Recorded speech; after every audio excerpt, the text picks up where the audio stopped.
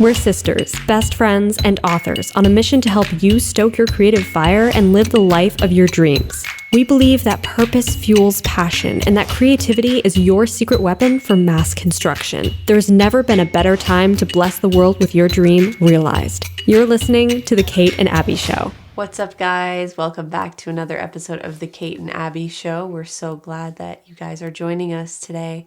Today we're going to talk about how to make time to write and establish a writing routine that lasts. So these are each respective topics that we've both talked about in many different videos, but today on this episode we wanted to kind of come together, both of us, and brainstorm this idea in an organic conversation with you guys and merge that with how we can not only make time to write, but also create a routine, a writing routine that lasts, that can carry us into our writing career, and we can use it to continue to write more words each day and discover bliss in our craft. So that's what we're going to talk about today. But before we get started, we first have to thank our sponsors, who are our patrons. That's you guys.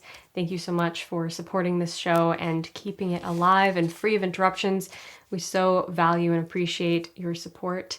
So if you get value out of this podcast, go over to patreon.com/The Kate and Abbie Show and help us keep it going. And also, when you join the Patreon at any level, you get access to our monthly live hangout sessions. So me and Kate come together live at the end of each month to sit down, have an organic chat with you guys, talk about our writing projects and your writing projects, and it's really fun. So we hope to see you over there on the Patreon, supporting the show and getting access to those special live streams.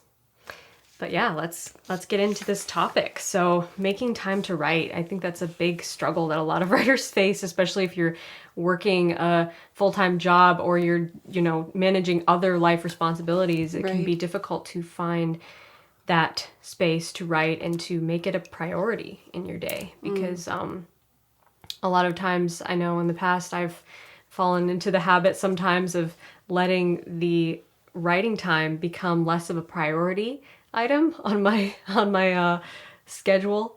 And it's easy to do that because it's like, well, it's not, it's not like nothing bad will happen if I don't write. Right. But I think that there is an element of like, well, actually, neglecting that element of your life, neglecting that art and that creative time is going to have an effect. It's going to have a longer term impact than you realize, because even though it's not in like an immediate, urgent, disastrous impact of not writing, it still has kind of a lasting effect, I think, on your daily life. I noticed that for myself when I take the time to write every day, or at least try to write every day. I definitely notice like a shift in my mood, in my outlook on life, just in my life in general. It's like more positive vibes. Yeah. Right. I'm sure you notice probably the same thing. Definitely. And so like, as you've been on this journey with The Other World towards publishing it very soon, you've had a lot on your plate, and you've had to really find that balance. So like, what are some experiences that you've gleaned from that have helped you? What are some of the takeaways you've had from this busy time where you really need to dig in to carve out that time? Yeah. Well, probably my biggest takeaway has been like prioritizing creativity makes you more creative in everything else that you do. And I know that sounds like kind of vague, but it's true. It's like carving out time, usually each morning is how I've been doing it in the midst of this publishing chaos, because during the day, during the afternoon is more my busy working time.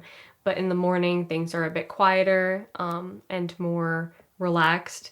So I've been liking getting up early and spending a few hours writing each morning. And I found that has helped me to bring more creativity and fun to the publishing process and my marketing efforts and different promotion stuff for the book.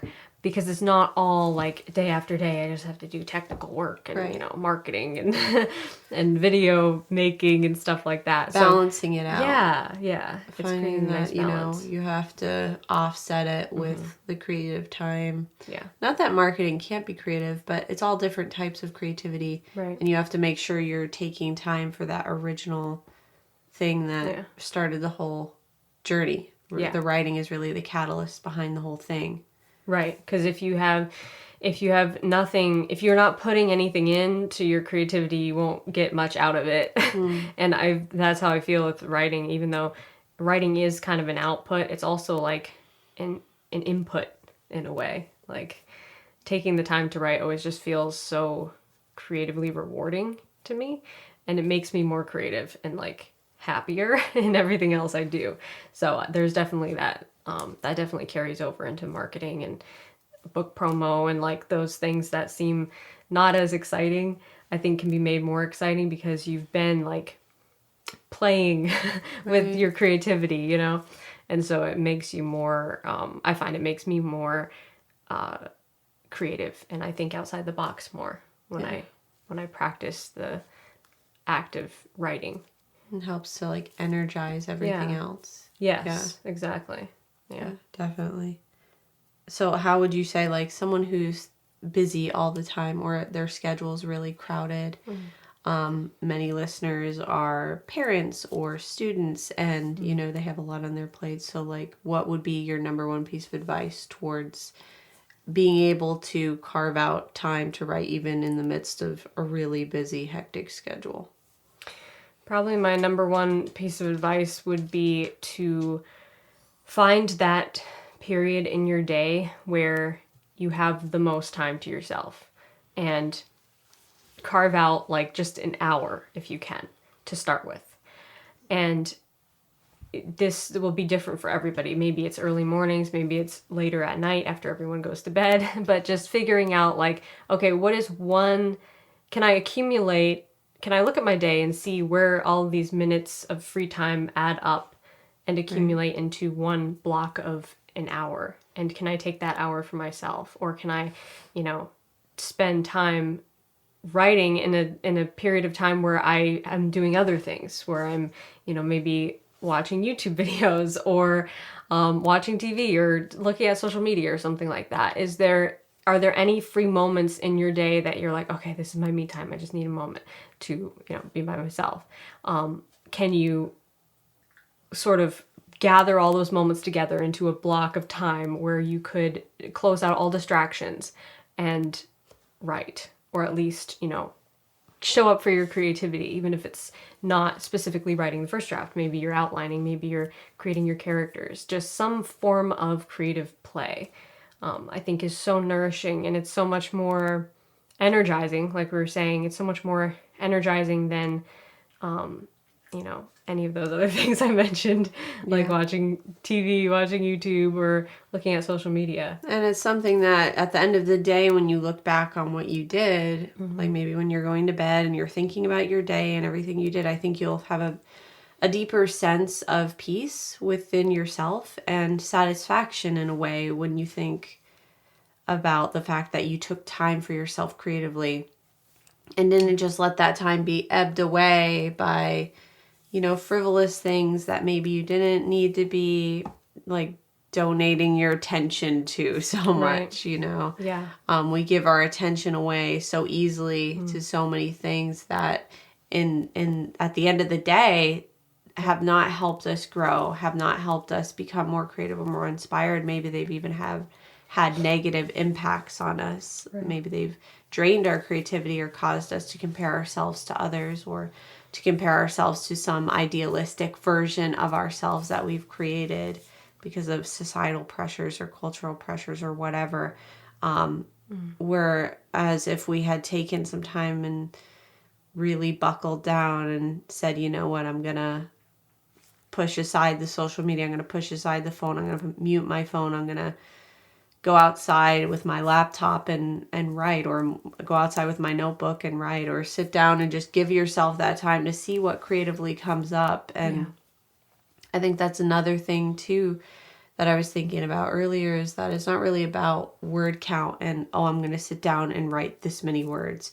Or, I mean, it can be that if that helps you, but I think for a lot of us, when we pressure ourselves into our creative session has to be this end result, we can walk away disappointed if we don't meet that goal. Right. So we can actually take those restrictions off, I think, and have it be more about what comes up and establishing the healthy habit.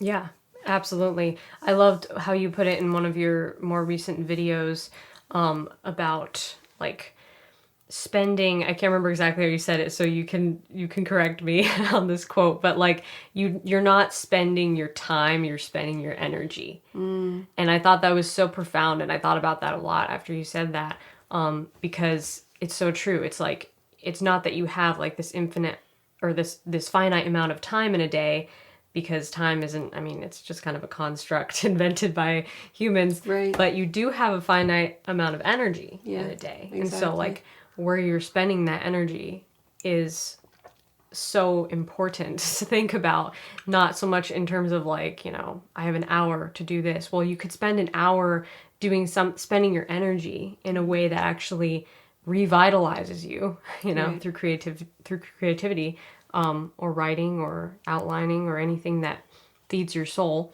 Or you could spend that hour doing something else that actually drains your energy. Right. So like these different energy shifts sort of throughout your day really almost make time either move faster or slower, or our perceptions of time. But yeah, so it's really, I think it's a matter of like finding, okay, what do I really value that I want to spend my energy on? Mm-hmm. Yeah, exactly. You're right. Because time is kind of this abstract construct that we don't really possess time or give it away. Right. But we do possess energy, like you're saying. Yeah. And exactly. from the standpoint of like yogic traditions and stuff, you learn so much about how you can either be constantly giving your energy away until you have really nothing left, or retaining your energy and spending it wisely and channeling it wisely into things that you really want to be giving your energy to. And I think as creatives, we can take that principle and make it our own and see that what we give our energy to creatively can be super edifying. It can help us grow. It can help us expand. Carving out a regular time, space to practice writing and just see what comes up. I think taking those restrictions off and allowing it to just be this creative, playful space can make it a lasting habit.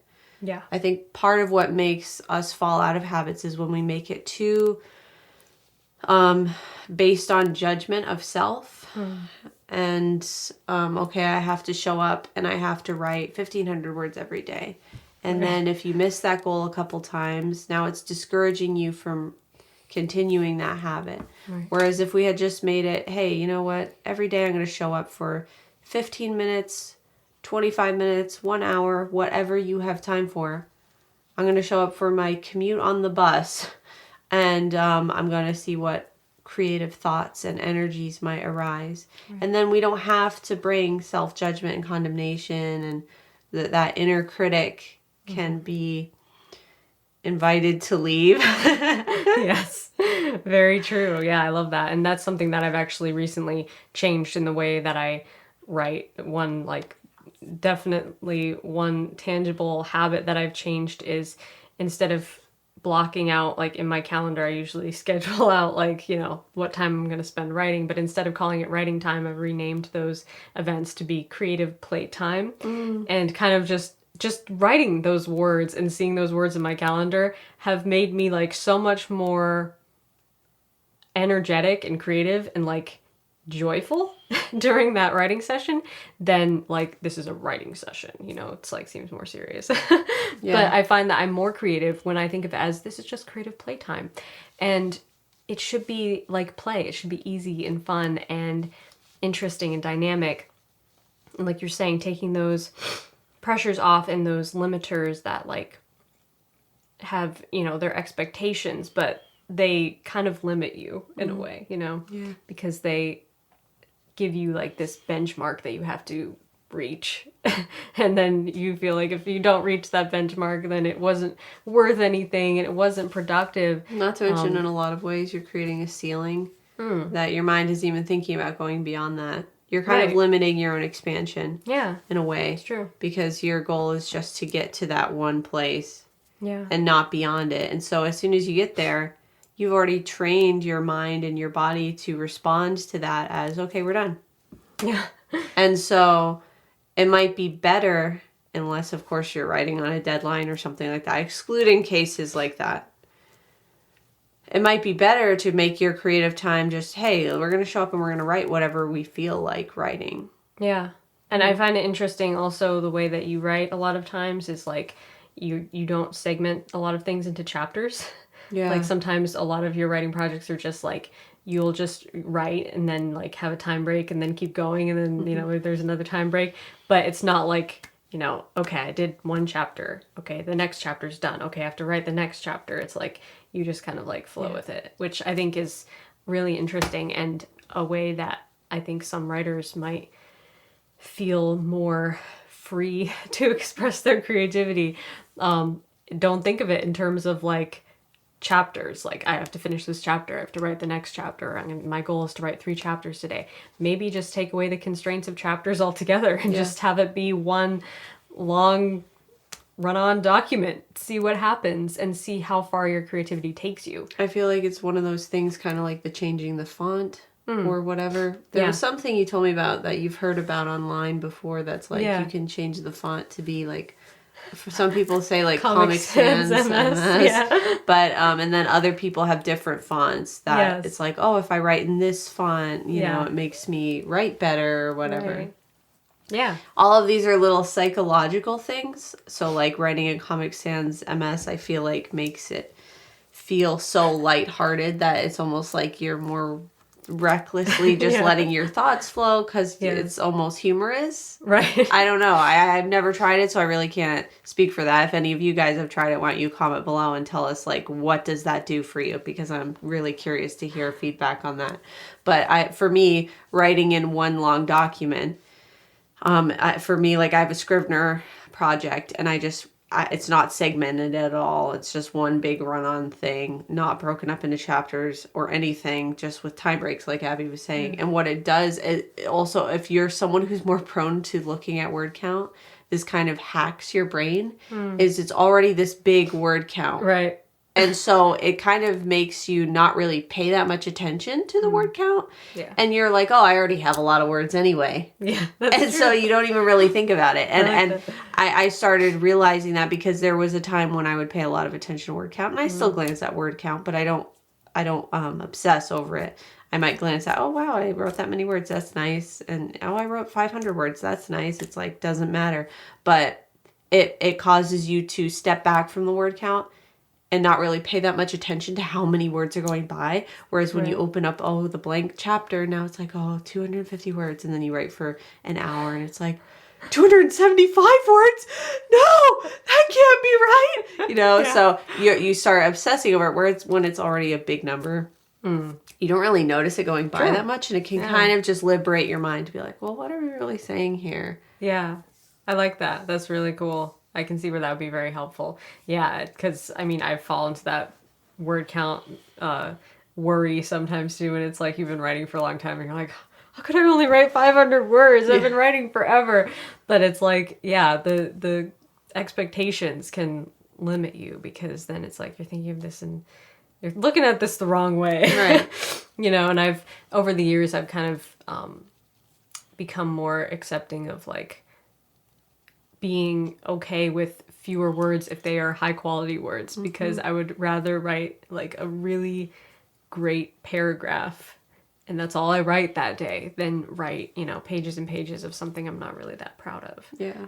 Or that I feel didn't really capture the heart of what I was trying to say. Right. So I think, taking off expectations and those limitations can really help to improve the quality of your writing sessions and make you want to make time for it, you know?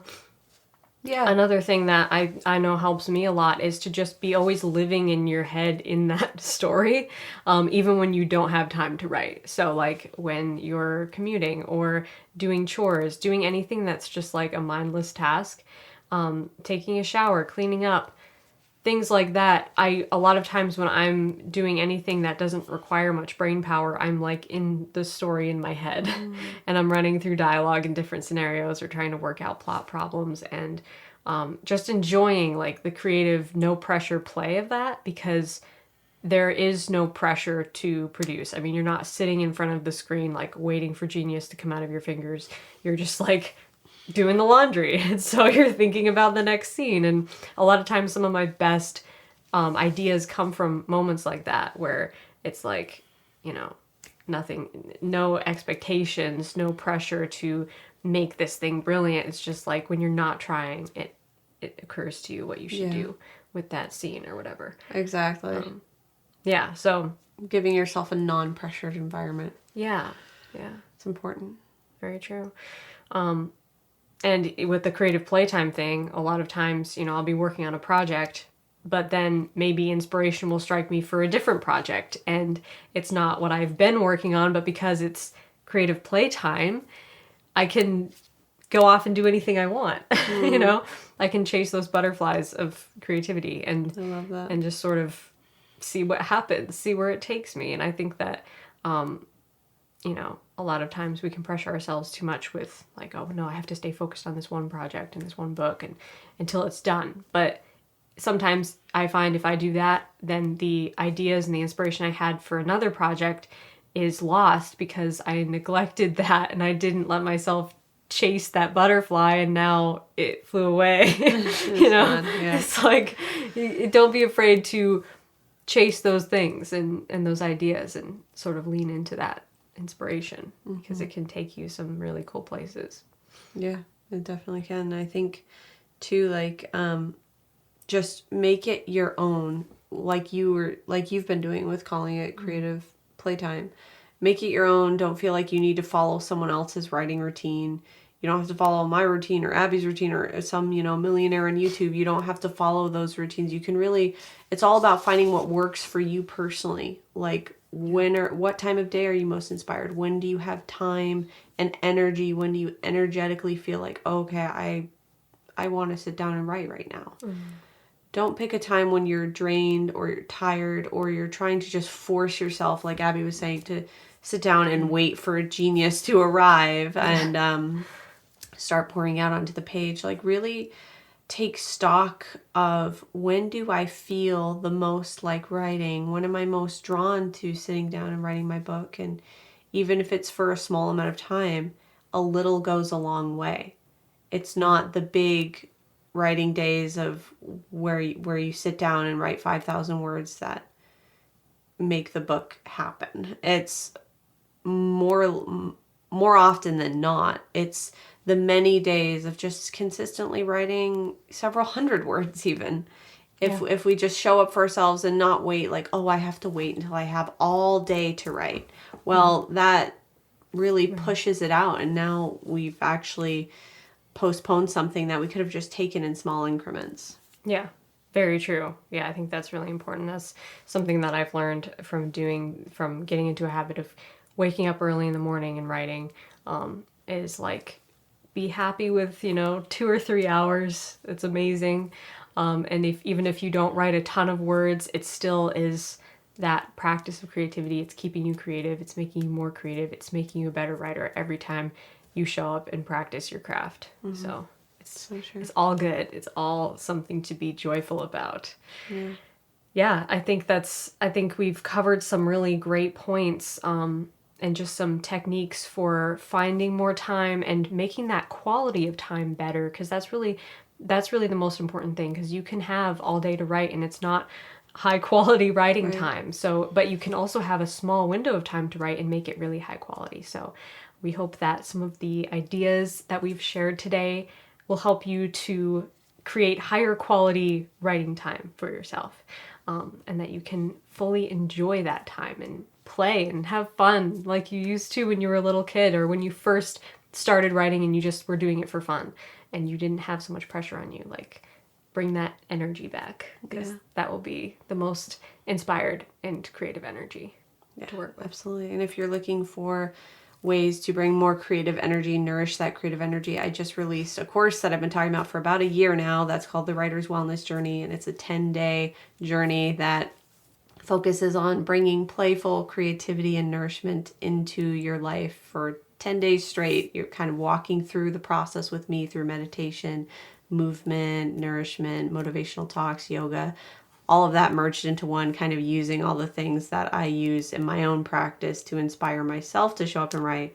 So if you're looking for some tools, you might want to check that out. It's a great resource for writers who are looking for ways to nourish their creative fire and spark that creative dream. So the link for that is below in the description of the video version of this podcast, which is over on my YouTube channel, youtube.com/kammons.